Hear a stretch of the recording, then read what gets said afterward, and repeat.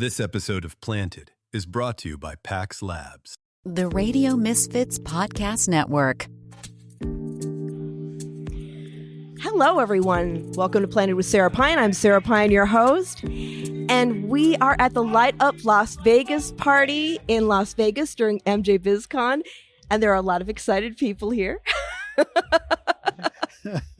And my first interview this evening is with Terry Mendez, CEO of Safe Harbor Capital. Terry, welcome. I'm so glad you're joining me tonight. Nice to have you. Have me. Appreciate you having me. Yeah, absolutely. So the first question I always like to ask all of my guests: what was your first cannabis experience?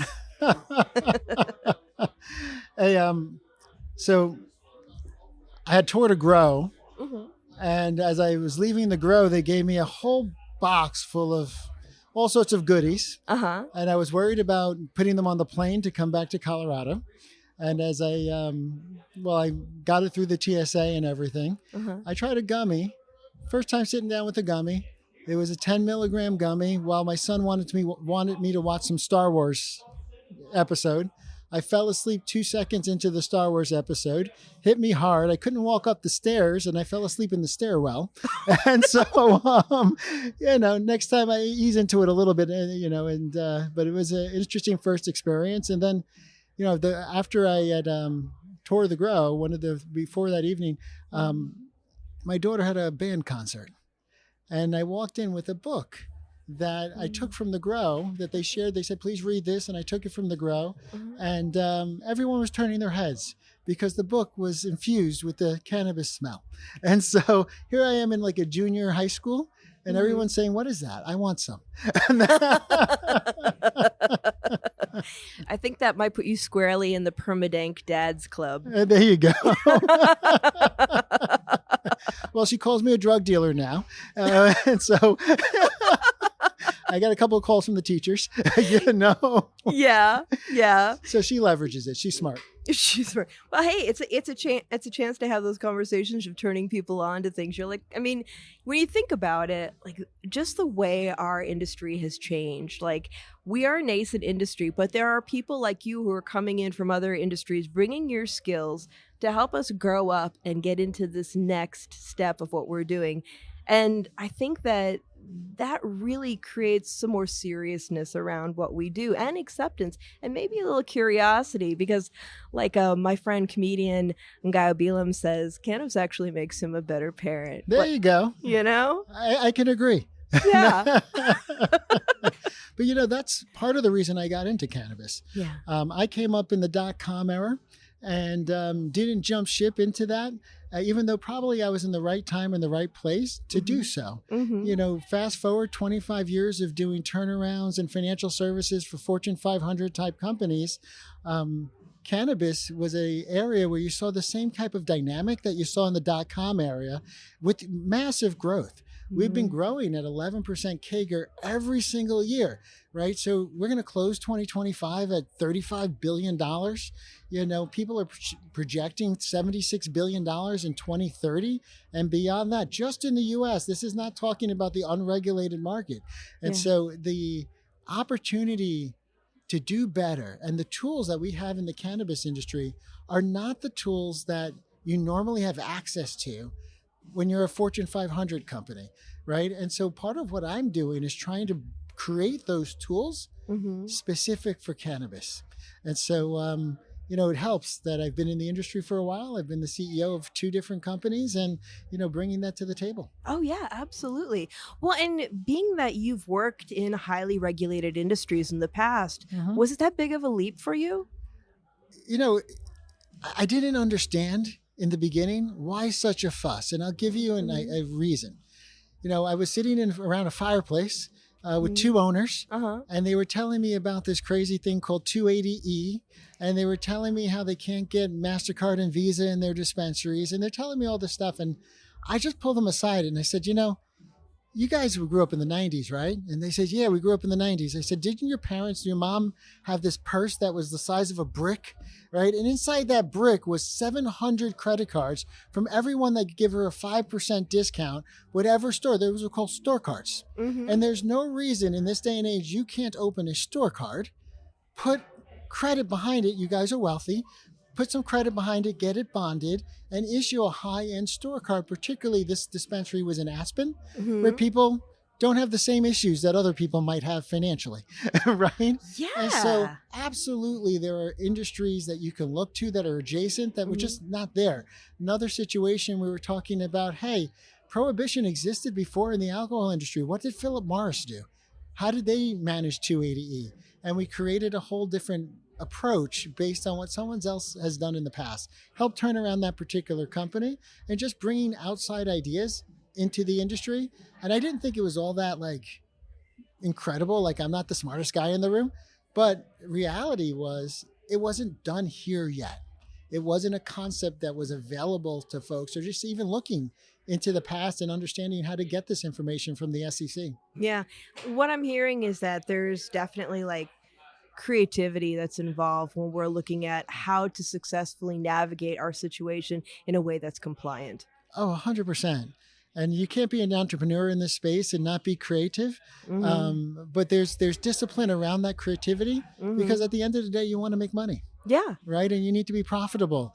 And your investors gave you money to make them more money. And how do you go about doing that, even though you're faced with these particular challenges? Yeah. I was told, for example, you cannot advertise cannabis in Colorado.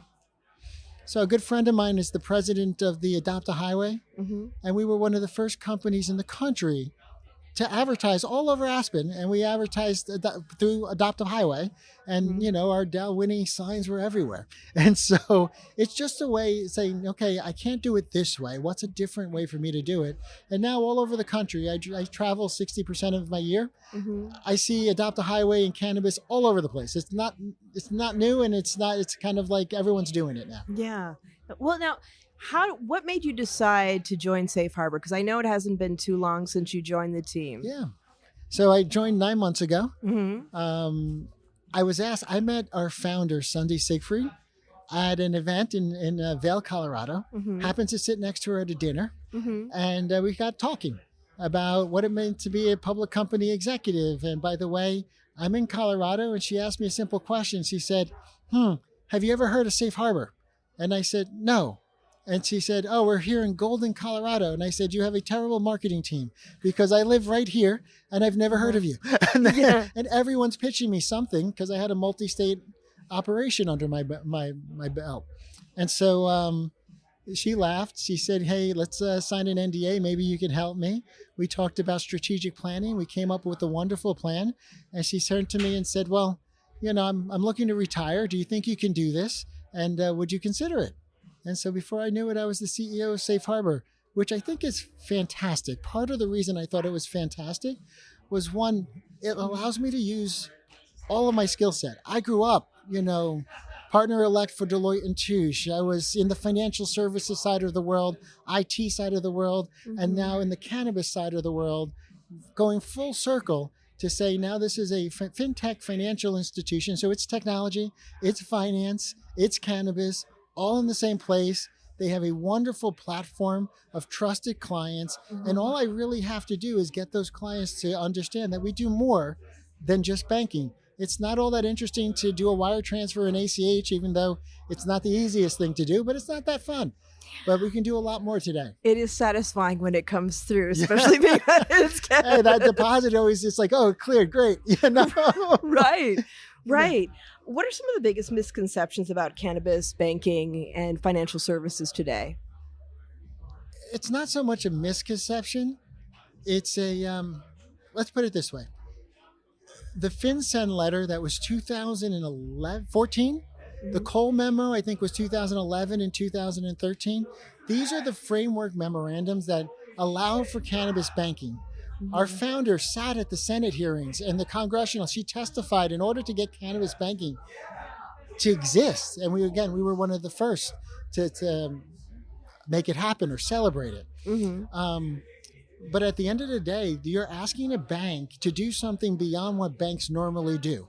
You're asking a bank to make sure that the SKUs on the shelf aren't children's toys and cannabis, that children can't get access to the dispensary. You're asking, banks don't normally do this, right?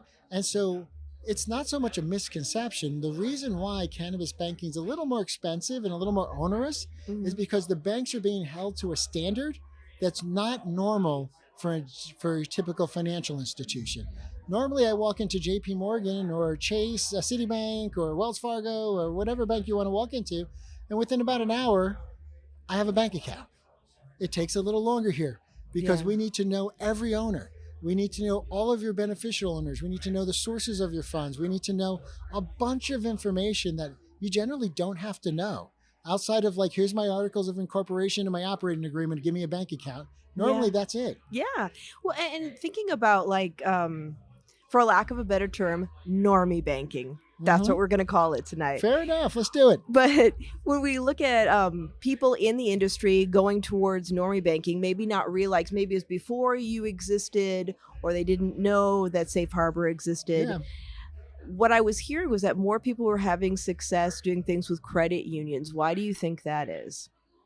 This time of the year, a lot of us are thinking a little more intentionally about how we relax, unwind, and take care of ourselves. For me, one option I really like is dry herb cannabis, and PAX makes some of the best dry herb vaporizers out there. What I love about dry herb vaping is that you're not burning the flower, you're gently heating it instead. This means fewer combustion byproducts than smoking, and you actually get to taste the plant. The terpene profile, the nuance, the flavor, just the way the grower intended.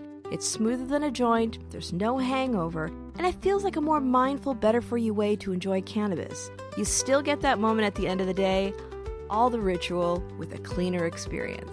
If you're rethinking how you unwind, dry herb might be worth a closer look. Learn more about dry herb vaporizers at PAX.com. PAX products are for adults 21 and older. And just for our listeners, you can use code PLANTED20 for 20% off your purchase at PAX.com for a limited time. Credit unions are in the community. They want to help you be successful, and they want to be able to get to a yes, right? The credit union is owned by its members. They're a non-for-profit for the most part. And so they're looking to say, how do I expand my membership? And how do I contribute to the membership? And how do I contribute to the community? When you have a credit union that's cannabis aware and understands the economic implications of the successful industry within their state and enables the industry to bank with a full suite of services, that's why. Because it's not about a national approach. It's not how do I make this big enough to matter. If you're JP Morgan Chase, you're managing $1 trillion balance sheet. The entire cannabis industry isn't one segment of that balance sheet.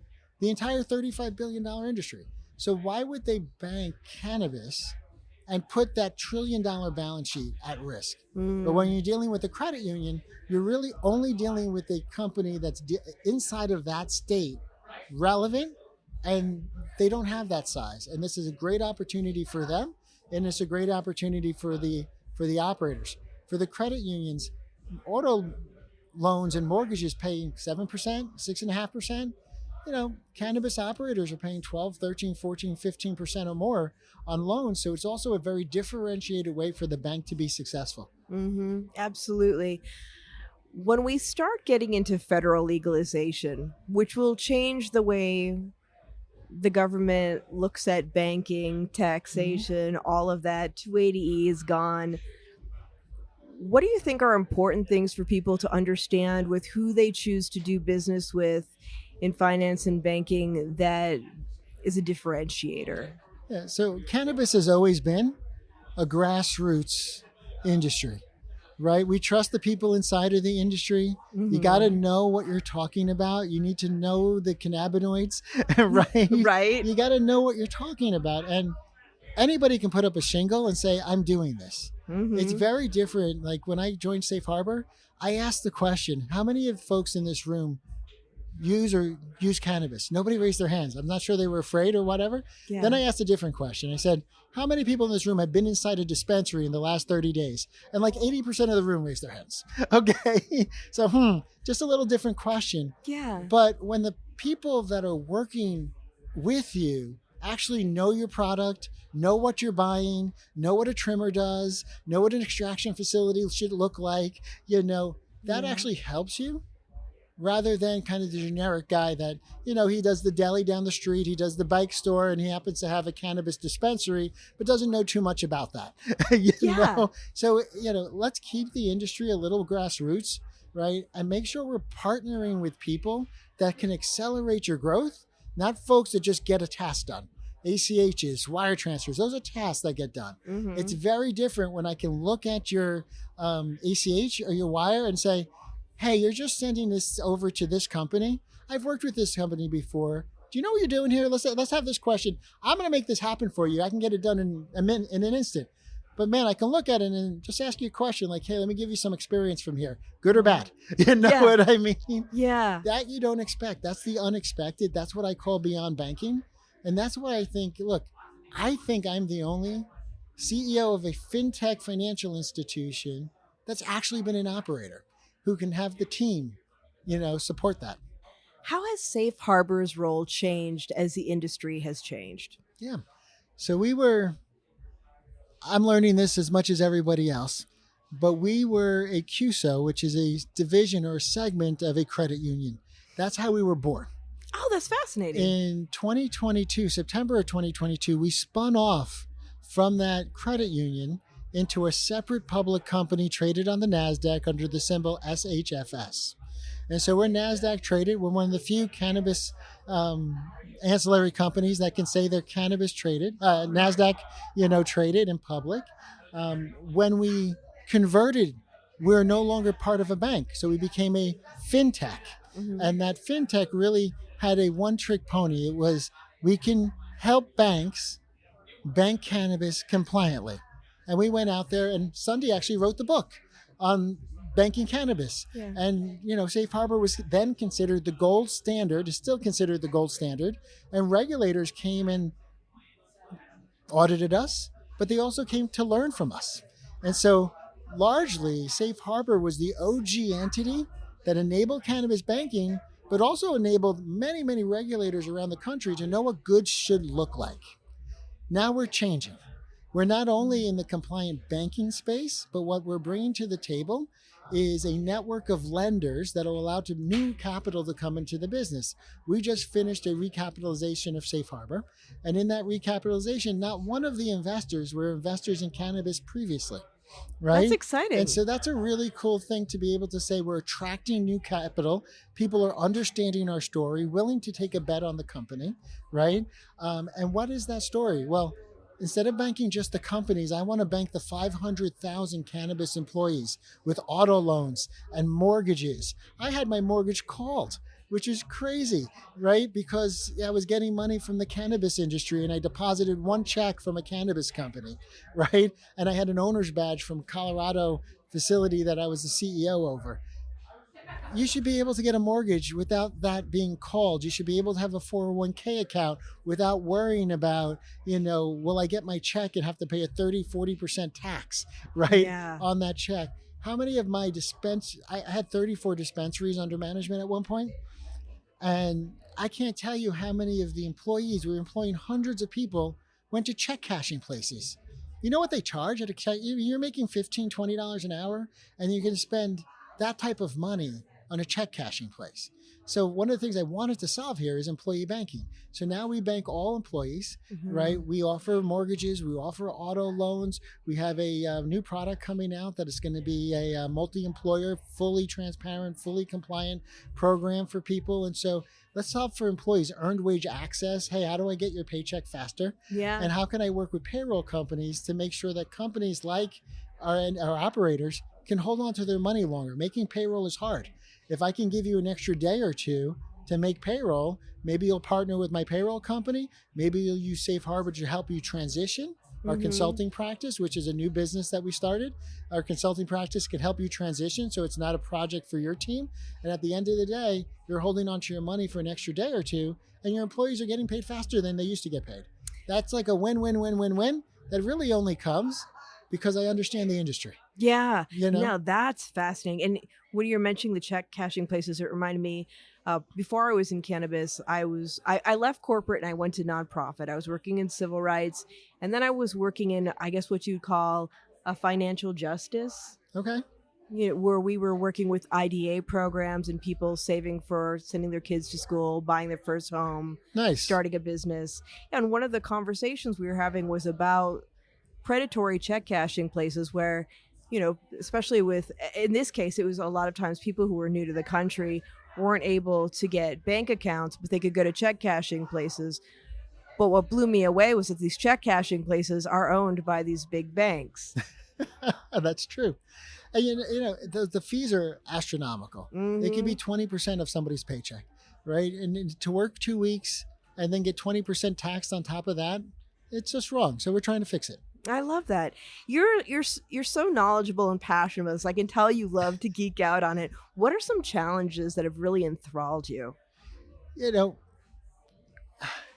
One of them we're working through right now, Mm-hmm. and it's a perception issue. Mm-hmm. Safe Harbor is considered to many to be a bank. Mm-hmm. We're not a bank. We don't hold deposits. We don't make loans. We help other financial institutions successfully, compliantly service the cannabis industry. That's what we do. And we do it with people and technology. We do it with industry and domain experience, so that those deposits for the banks become sticky deposits and they have profitable businesses, right? And so, but it's been a challenge. Everyone I talk to in the financial institute side says, I thought you competed with us. No, we should never have had that thought. That's a mistake from the past, and we're trying to overcome that. But it's hard. Once somebody has something in their head, it's always hard to kind of change that thought. But there are 92% of the institutions, financial institutions in this country, that do not bank cannabis today, right? That's a ginormous available market that I'm trying to break through. So that's on the safe harbor side. Yeah. On the general industry side, kind of general challenge, it's trust at the end of the day. Take a state like New Mexico. We had 16 dispensaries in New Mexico. Mm-hmm. And we came out with a concept that said, look, we're all hiring financial people. We're all hiring HR people. We're all hiring IT people. Yet the average dispensary in New Mexico makes $15,000 to $20,000 a month. How do you afford a $120,000 controller when you're making $20,000 a month? Like, that guy takes up you know how many eights you have to sell to make up that one salary? It's a lot. And so I wanted to push forward a consortium idea. Let's hire one controller that handles 15 companies, right? Yeah. And let's hire an IT department. But the trust or the lack of trust that says, well, I can't have my finances, this person know my finances or that person know my finances and share it with this person. And at the end of the day, we all know what everyone does anyway. It's not like it's that big of a deal. And so I'm hoping also at Safe Harbor that we can start doing things like that, bringing together that consortium or collective idea that says, let's first automate, right? If we can't automate it, let's put it in a place where it doesn't cost us much money. You're in California, that controller costs you $200,000, not $120,000, right? Right. Let's put it in a place where it's more cost effective, and let's manage it.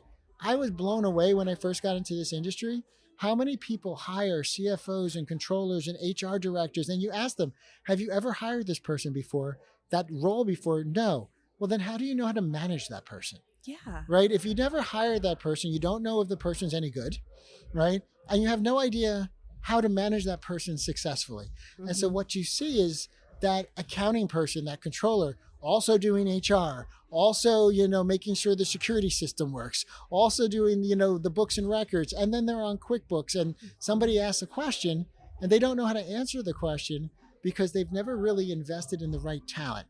And so I think there's a way for folks to have access to talent, access to folks that keep them from making mistakes in a way that is very productive and cost effective, right? And so that's how Safe Harbor Solutions and consulting practice started. It's going to be, hey, how can I make you more successful? If you're going to trust somebody, trust someone who's actually been in the business, and then also has the access to the lenders and the facilities to create opportunity for you. Yeah, absolutely. I mean, I think that actually our industry is an opportunity to look at business in a whole different way. For all of I sometimes jokingly refer to us as the land of misfit toys. You know what I mean? Yeah, I understand. But coming from that creates innovation. It does. And just even the, you and I both came from Arthur Anderson, which was very like, we had fun, but it was very buttoned down in many ways. It was intense and buttoned up. I had to wear the red tie, the blue suit, the black shoes, and the leather briefcase. Right? Yes, I so remember that. But I feel like in cannabis, we have this opportunity to be skilled professionals that have something to give, but can show up as our authentic selves. Oh, it's so cool. So I had an opportunity to speak on a social equity panel. Oh, right on. And one of the things I shared with the group, I said in the beginning now, I was newbie to cannabis. I said, what was shocking is I felt that everyone was lying to me at all times. And they say, oh my God, what do you mean by that? And I'd say, hey, if you're the trimmer, if you're the, pick and pack person, someone like me walks in, you're a little nervous, right? And on top of that, you're thinking like, if you lose this job, it's going to be hard for you to get the next job when you're maybe tattooed up, maybe with the earrings in places that people don't like earrings, maybe with a background that's not the most savory background. And so all of a sudden, it's like, maybe this is your job of last resort. So what you tell me has that as a bias. And so I don't get the full answer. Or on the other end, if you're an owner, and I come in, or an operator, and I come in asking tough questions. What you tell me is what I think you want me to hear. And you don't say, hey, I don't know the words that just came out of your mouth. Can you say that in a more simple term? I might be able to answer your question. So I asked somebody, can you do a 4-wall analysis for me? And they gave me this wonderful answer that had nothing to do with what a 4-wall analysis was. They just guessed at what those words meant. Yeah. And that's what I mean by you're really not sure. And because you're not sure, you have these pitfalls. And 2 of the clients I've worked with, had major frauds. And we identified the frauds and we fixed it and we turned around the situation. But the major frauds are entirely preventable with the right team at the right place, doing the right stuff. Yeah. And so it's good to have help when you understand you can trust that help. Yeah, absolutely. Because when we're looking at, redefining the way we do business, people coming in with the best of intentions, but not all of the tools. And it's already, if you have all the tools, it's already hard enough to survive in this crazy. You can't be losing money because of bad things when it's this tough. Yeah, that's it. And to be able to have somebody to lean on and to get good information is just so invaluable. For operators that are already kind of underwater, trying to figure things out, they may think that working with you is a great idea, but they may be overwhelmed with the idea of cost. What are the conversations you have around that? So that's a tough one for sure, right? There's no way around that. Everyone who does work wants to get paid for the work that they're doing, right? And when you're in a challenging situation, it's always hard to consider, how do I afford X, Y, and Z? Right. Right?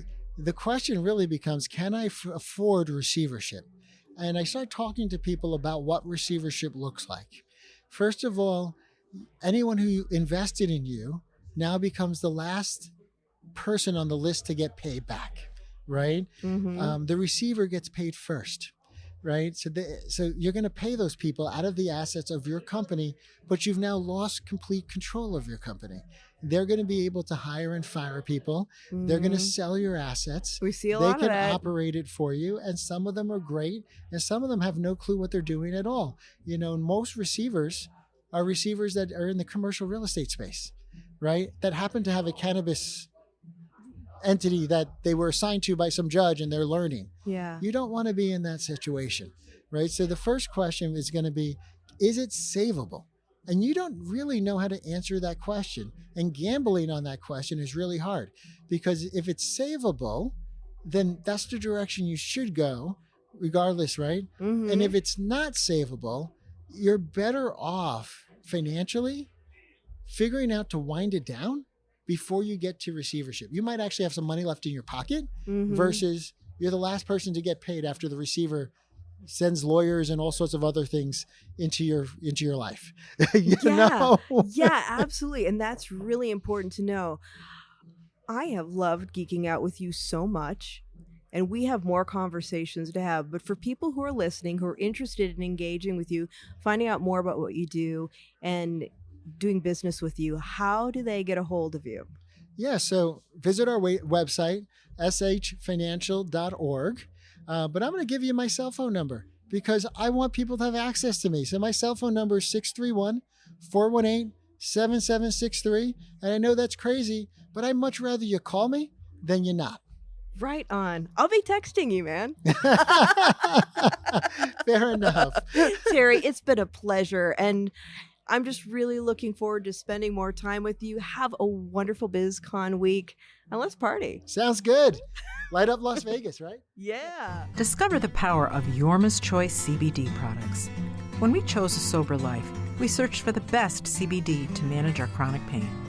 In Raywood, Kentucky, the home of Bickett and Boone, we found the perfect solution. Yorma's Choice is a range of topicals, tinctures, bath salts, and gummies.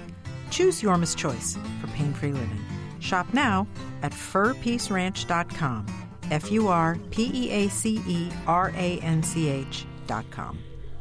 And we are back. We are at Light Up Las Vegas, MJ Biz, Cannabis Week, and I am here with my dear friend, Dan Hare. How many years have we known each other, man? Do you even know? You know, I think it's got to be somewhere in the 10 or 12-ish. I think we met in like 2014, 2015. You came to one of my parties. When a crazy expat brought me by your what was going to be your dispensary in San Francisco. No, wait. Now I'm not going to mention his name, but it was at that, or was it when you came to one of my crazy underground parties? That was the same time. Okay. Yes. So yeah. No names need to be mentioned. We'll just leave it there. We'll just leave it there. The best thing out of it was you. It was so much fun. Yeah. And since then, it's like we're all doing so many different things. And it's so good to be here with you. We're all growing. We are all growing. In many ways. True that. So before we get into everything else, I'm going to ask you the question I like to ask all my guests. What was your first cannabis experience? It depends on if you're talking about learning about cannabis or experiencing cannabis. It can be either. At the earliest. Okay, so my father wrote a book when I was 10 years old in 1972 called Grass. And it was done in the Furry Freak Brothers style of animation inside, talking about the scale of cannabis from 1 to 10, whether it was good or shitweed or whether it was, incredible. And that scale of grading was what the book was about. It was about understanding your high and what you were buying. As a 10-year-old kid, the graphics were attractive to me because it was it looked like a coloring book. So I got out my colored markers and I colored all the characters in it, and I was like, this is very cool. And then I started reading, and that was how I started learning about cannabis. That's awesome. Okay, I'm gonna switch it on you. When was the first time you tried it? I was probably 12. Yeah. Not with the help of my father. I didn't really share that I was consuming or experimenting until I was in my early teens. But 12 was when I first tried it, because it just was around. Right. And it wasn't forbidden. It wasn't demonized. It was just there. It was just part of my father's life. And I was like, well, I knew it wasn't a beer. It was interesting. I played with it. Yeah. Well, I mean, when you have that kind of normalization, it's not scary. I mean, your dad really did a lot to help make it less scary. Yeah. He helped people to understand what cannabis was, what it could be, and what the future could look like if we embraced it. Exactly. And for those of you listening who don't know Dan, because you're not in the industry, because we get a lot of listeners that are kind of curious or aficionados outside of our work, Dan's dad is Jack Hare. Yes, he was. And he wrote The Emperor Wears No Clothes, which is a very important book. And if you haven't checked it out, you should. And actually, didn't you come across an old copy of that recently? I recently was told that there was a Czechoslovakian version of my father's book. And I was like, what? Because it's been translated into multiple languages, I think now 7 or 8. Wow. So we, obviously there's English, Spanish, French, Portuguese, Czech, German, Japanese. And this is the funny, I was speaking earlier tonight, and one of the really interesting things that we don't talk about enough is the power of the voice. I mean, you're running a podcast. This is what you do. Your voice reaches people and gets people thinking about what cannabis is, what the opportunities are, what the history is. But when my father wrote this book in 1985, it didn't really reach out to a lot of people all at once. Most people thought, oh my God, Jack's crazy, talking about all of this history stuff and how is it proven? And, my dad was very methodical about his documentation. The power of the voice is, as he was being the evangelist of what cannabis could be and how we should find our voice and figure out how to use our voice to change the world we live in. Today, the book is translated into multiple languages. I think as many as 7 or 8. There's a couple of non-authorized, versions, but messages getting out. The thing that we don't think about enough, or things that I haven't recognized enough, is that in every country that the book has been published, in whatever language that is, there is some form of legal cannabis in that country, whether it's medicinal, recreational, whether it's hemp. And it's because people looked at this book, they read it, whether it was in the English version or the one that was produced in their country in that language, and inspired people to find their voice and stand up, because my father couldn't be everywhere, but his words and his information could be. And the fact that in every country this book has touched has changed the world, changed the opportunities, has given an ability for a community to expand itself, to take care of its family, to expand commercialization, to employ people, to change lives.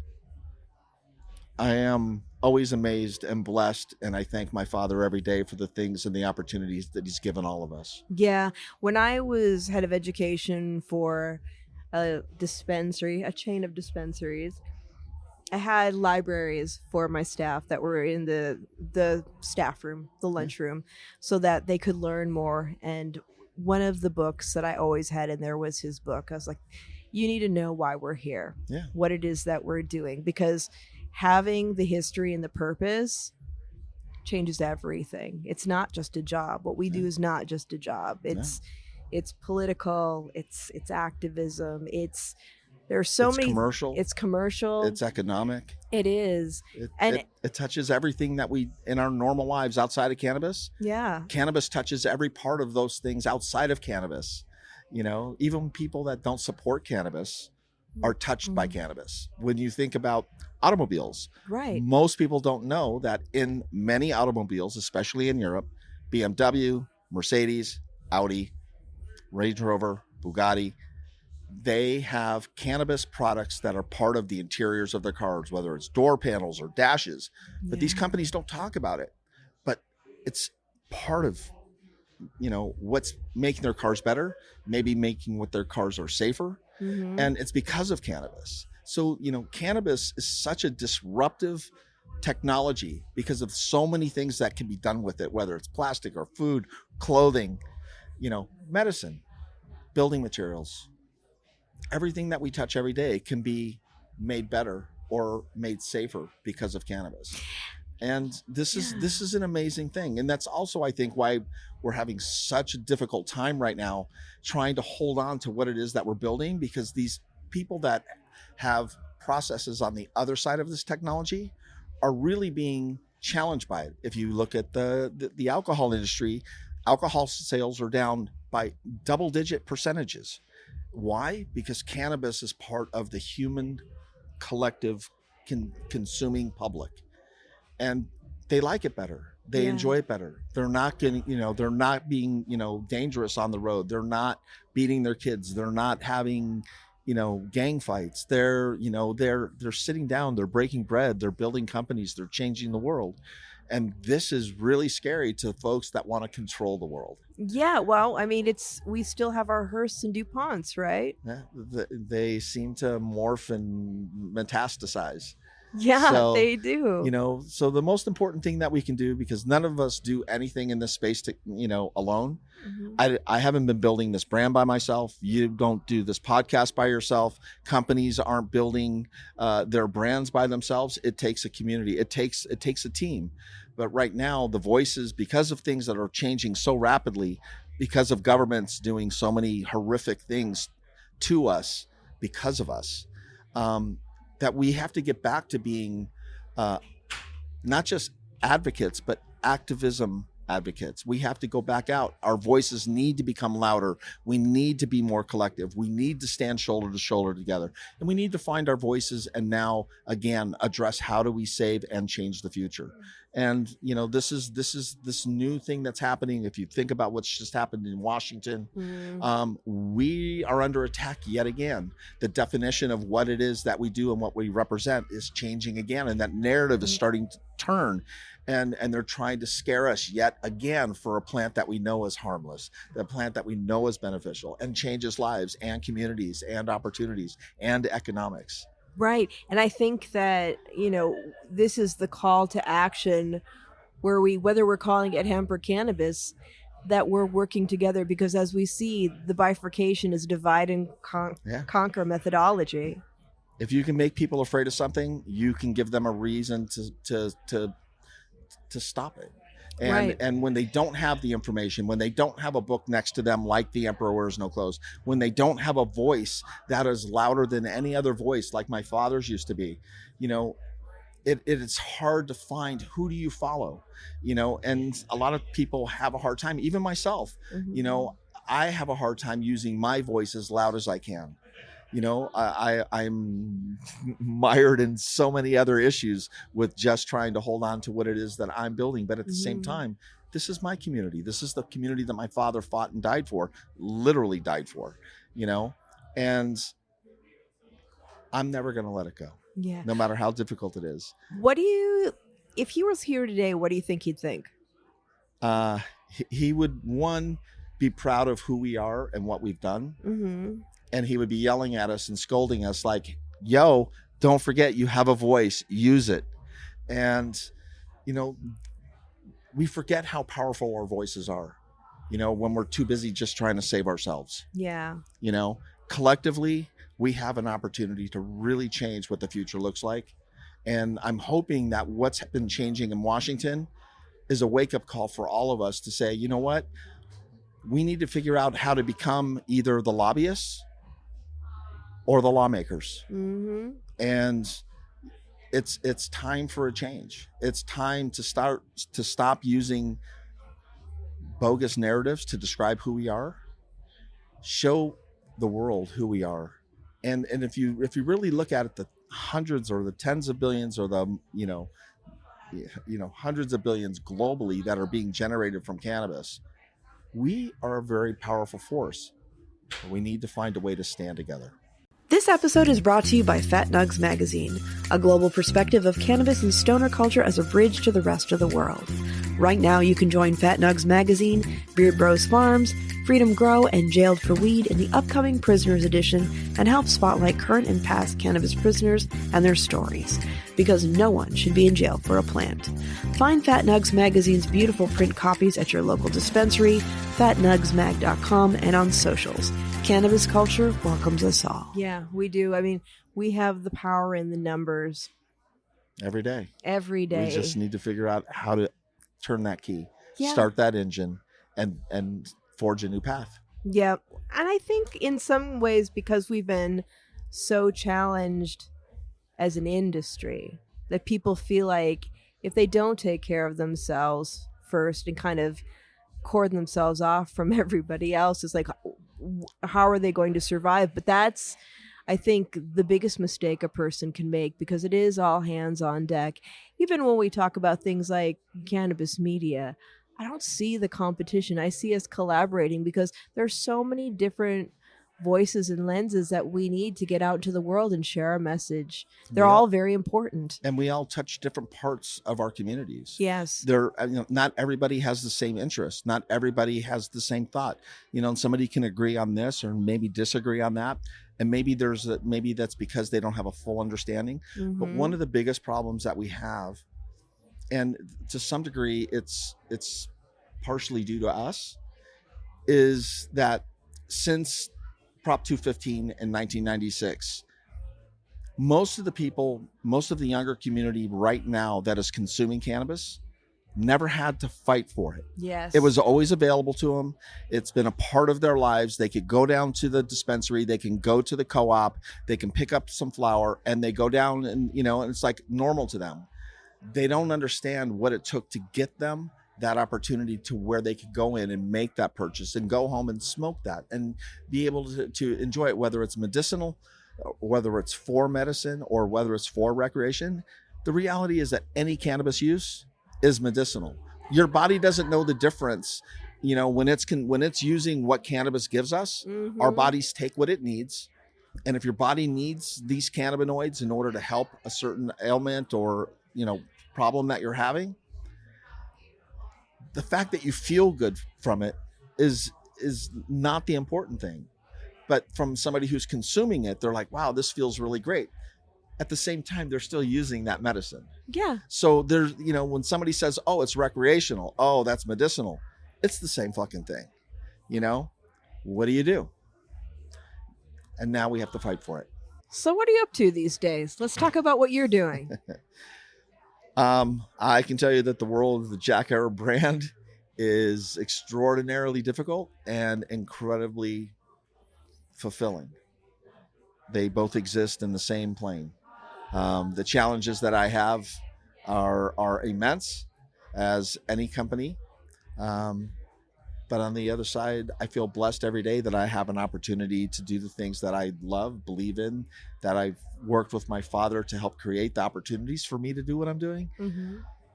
And through relationships with people that think about what it is that they're growing and providing to a commercial community, whether it is going to be for recreational, whether it is for medicinal purposes.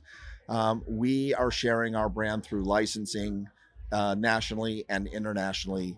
We've partnered with a company in Portugal called Somai Pharmaceuticals. And through that, we are going to be able to bring our flower that we have growing in Canada and Thailand and Colombia into a collective location in Portugal, and then have that distributed out to as many as 12 countries by, the end of first quarter, the middle of next year.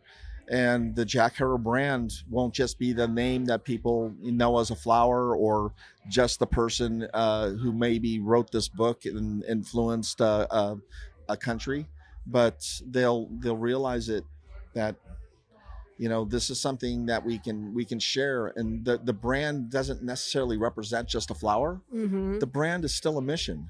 My father's mission wasn't just to get flower legal. It was to change the world and give us all opportunities. So by us expanding this brand, we get to experience the economic benefits that we can bring to communities, that we can bring to families, that we can bring to companies, and share within that with a single heart and sometimes with a single mind. We all think differently, but as long as we all want to be on the same path together, we're looking for those relationships. Mm-hmm. And I think that my father would be, grateful for the things that cannabis still provides. On the flip side, he would be mad as hell. His voice would be louder than ever. We have to stop the madness. We have to stop what is prohibition or prohibition 2.0, or, just the whole rolling back of understanding and putting things back into the dark ages. My father's voice would hopefully raise other voices to be the loudest choir of, what the fuck are you doing with this world? And Right. Why don't you let us help save it? Yeah, absolutely. And you're also you're doing the cups as well, correct? We are still doing Jack Herer cups. We are going to be moving the cups into Thailand. We're going to be re-engaging in Europe in multiple places. The next one that we have coming up, we're hoping, depending on how the interest goes over the next few weeks and months, that just following Spannabis, we want to bring us a small collection of companies, media brands, folks that have helped to create the space that we all get to operate in, Mm-hmm. that we're part of the foundation. People like Mila, people like Ken Estes, people like, Steve D'Angelo, or, that have the ability to travel to or participate in our sort of like fireside chat. but not just to talk about how cannabis became, but really bring the new community, the people that are becoming the pillars that were built on the foundation that so many people laid. Yeah. You know, people like Beard Brothers, you know, people like yourselves, the voices that are continuing to change and create opportunities for the future, and bring them together to not just talk about the past, not just talk about right now, but talk about how we work together to build a better future for cannabis and the opportunities for everybody. You know, I look at our brand as part of the cannabis community. I don't think about it as like, oh, Jack Herer is known around the world. It is. That's not of my doing. That is my father's energy that has gone out, and I am blessed to receive the love that from that energy that he put out. But I take that and I translate that to everybody that is in this space that's creating products that are changing people's lives. These are my friends. Yeah. This is my community. This is the community that he fought for. This is the community that I fight for. Right. And for me, there's no better thing that I could wake up and do every day. Right. You know, is to think about what it is that I'm building, how it is that at the same time I could hopefully take care of my family, my family's family, you know, because, you know, I'm only here for a short period of time. As we all are. You know, so at 63, I figure maybe I have 20 more. I'd like to have. Wait a minute. You're 63? I'm 63. Dang, yes, man. ma'am. So, you know, when I'm finished with what I'm building, I want to make sure that my family is taken care of. Yeah. You know, I want to make sure that the work that my father did doesn't die and just become, you know, a footnote somewhere. So what do we do to continue the legacy with all these wonderful young people that are getting involved? How do we help them keep the heart and the message? I love mentoring people who are coming in this industry and watching them do great things, but I feel like we have so much more to do because people get lost in the noise. We need to inspire them. You know, the funny thing about cannabis, I mean, there are so many people that have come into cannabis thinking that they were going to come in and become marijuana millionaires. Bless their heart. But the reality is, in many cases, not in all cases, but in many cases, people come in and they invest in cannabis and they're like, hey, we're going to make money. And then they actually start to figure out and find out and experience what cannabis really is. And it's not just the flower. Mm-hmm. It's what it does. It's what the community is and how they share that love. And when they start actually experience this energy that is around cannabis that lives outside of the flower itself, and they're like, this is not what I thought it was. And it's so much more, and it gives me so much more. And I'm so much more happier because I've embraced it. And they've gone from, being, I'm all about the money. And then they find out that this community is really the beauty of what cannabis does. And it brings people together. And that is something that we all get to live with. It's something that we all get to share. It's like the best food that continuously refreshes our souls. And it's not just the flower. It's the people like you. It's the people like Lance. It's the people that we get to share this with that continue to inspire us. So when you say, how do we do this? We continue to inspire them by showing them and helping people to experience that it's not just something to consume. It's something to share and experience and be a part of, not just to take from. Yeah. I always like to say that what we do in cannabis is showing the world a whole different way to look at life. Yeah. Whether it's through community, through activism, through commerce, we're going to break the wheel. Yeah. Wait, I've been watching Game of Thrones too much. Breaking the wheel. So in the future, what are some things that you're really excited about? Personally, I'd like to actually take a vacation that doesn't include cannabis. Word. But the reality is everywhere that I go on vacation, I see my cannabis family. So I Yeah. could never really escape it anymore. There's a joy in that. And there is. I mean, and I feel it even on my face. Like even right now, I think of my family anywhere from Thailand to Europe, Yeah. and it feeds me. Yeah. And when I get to come back home and I get to sit across from you, and I get to see my friends here, it's really a remarkable thing. So the things that I get to look for is really seeing us find our voices collaboratively again. That we stand up for something greater than ourselves, as we always have, and I hope that is the driving force for the future, and I hope that it's my future. So for me, one of the things that I look for is just to take a vacation that doesn't really include cannabis, but everywhere I go is places that have cannabis, and they're my friends that are part of that space. So there's really no escaping it anymore. No, it's just infused in our lives. Yeah. That's it. But yeah, I get where that would be something that you would be really excited about. For people who want to follow you on social media, learn more about the cups and your products and things like that, how do they do that? Well, you can follow us on by request at this point. Jack Herer Brands. It's Jack Herer Brands. No underscores. No other. There are many Instagrams that share my father's name that I haven't been able to shut off. But if you just go to that, you'll find us. Outside of that, we were also talking about how do we inspire. How do we inspire younger people?